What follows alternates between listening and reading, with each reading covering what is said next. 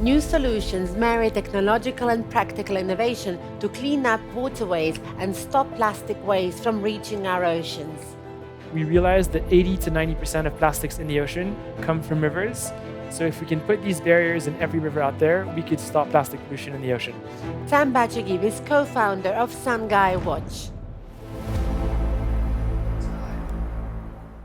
Welcome to FII Institute TV. Thank you, Anna. Please tell us about your company. I started a nonprofit organization called Sungai Watch. Sungai means river in Indonesian. And we have been on a mission to stop plastics from going into the ocean.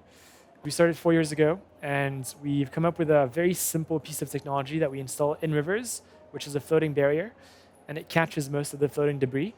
So every day we jump into rivers, we pull out plastics, we bring it to one of our sorting centers, sort the trash into 30 different materials, and find ways to recycle the trash. So in 4 years, we've installed 325 of these barriers and removed close to 3 million kilos of plastics.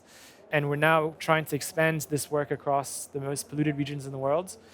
You know, Indonesia is a very polluted country, but there's so many places just like it that need this type of technology. Is this why you started in Indonesia? Yes, so I'm originally French, but I moved to Bali when I was 7 years old. So I've lived there for the last 20 years.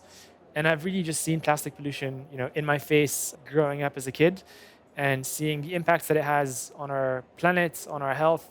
In Indonesia, we're the fourth most populous country in the world, and we're seeing, communities rely on rivers that are completely covered in trash. So it's not just an environmental issue, but it's a health issue.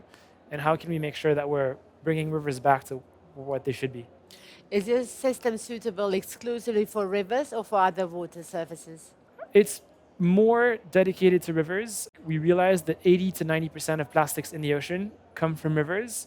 So if we can put these barriers in every river out there, we could stop plastic pollution in the ocean.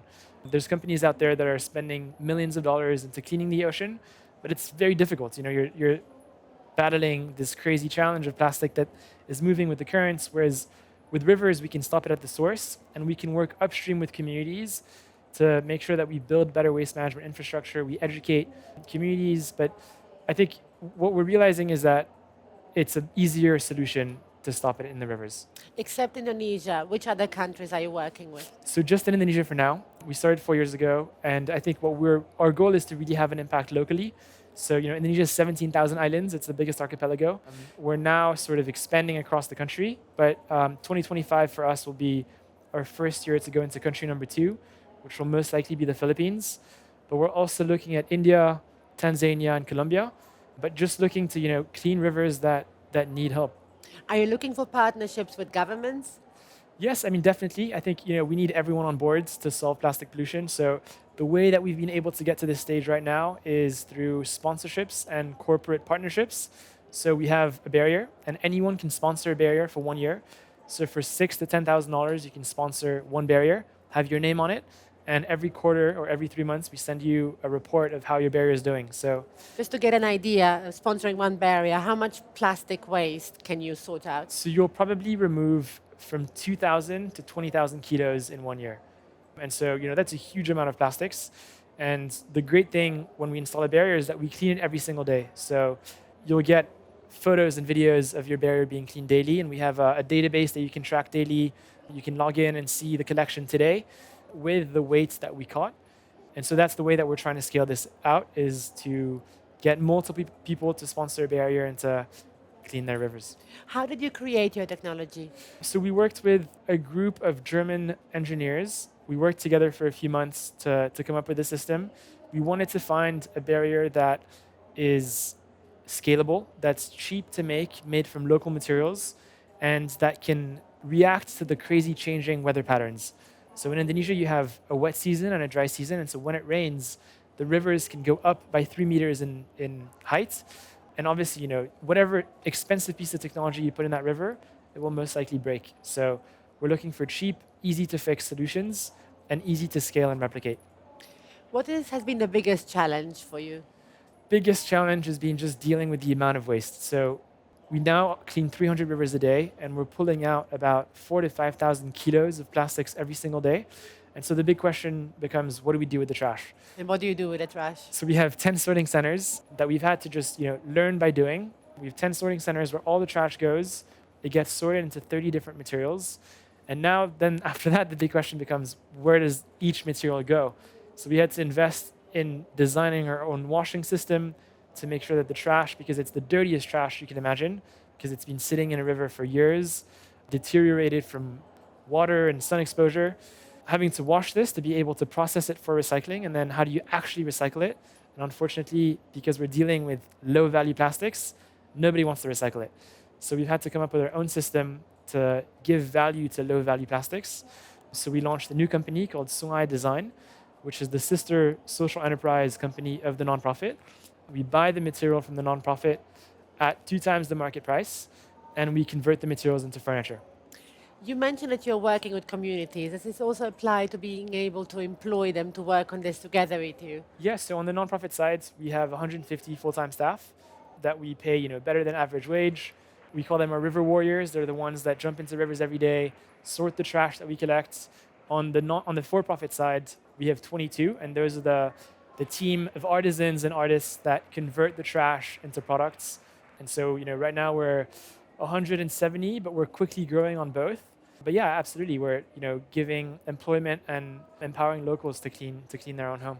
From your personal experience, does the project become more successful when the local community is involved and see the value of it rather than just being told what to do? 100%. I think we decided to keep a local name. Songhai in Indonesian means river, and we wanted to have a local company that cleans local rivers and employ local communities. I think there's so much white savior moments in the philanthropy world where an organization from another country comes in and plants their flag and says, we're going to fix this issue, but they might not know the right ways to do it. And I think I lived in Indonesia. I've been there for the last 20 years. I feel more Indonesian than French. And we need to work with locals. We need to make sure that they're leading the movement. And that's what we want to do whenever we expand to new countries. It will be run by locals. And I think that's the best way to scale.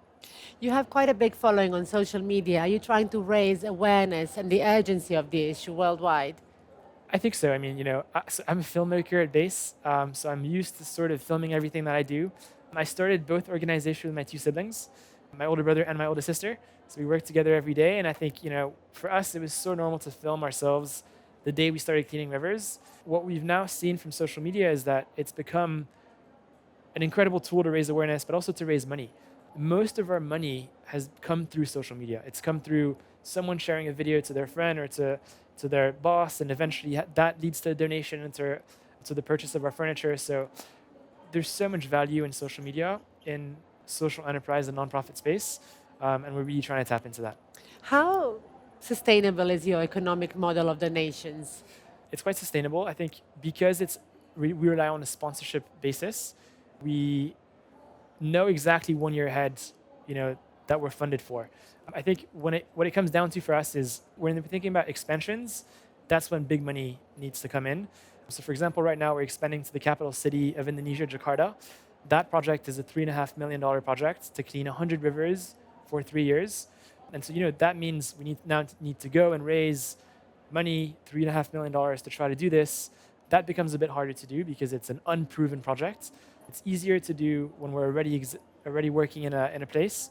But at the end of the day, I think our work speaks for itself, and that's where social media does help. People see that we just go for it and we don't wait. On the for-profit side, we're selling furniture made from trash, and I think people really love the sustainability angle. So actually on the for-profit side, we can't meet the demand. So we're now looking to raise more money to expand our production so that we can meet the demand because our supply is too small.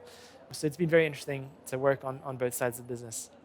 How positive are you that gatherings like COP16 can help your ideas and your business? I'm pretty optimistic. I think oftentimes we come to these events and it's a lot of talk, but I think there also is a lot of incredible solutions. And I think it's very inspiring, to walk around and see different booths and solutions and innovations and get inspired. And I think it's by being together in places like this where change can happen. We need to have every stakeholder involved. We need to have the big funders, the little ideas, and the corporates to come together. And I am pretty optimistic that this does create good change. Good luck and thank you for your time. Thank you.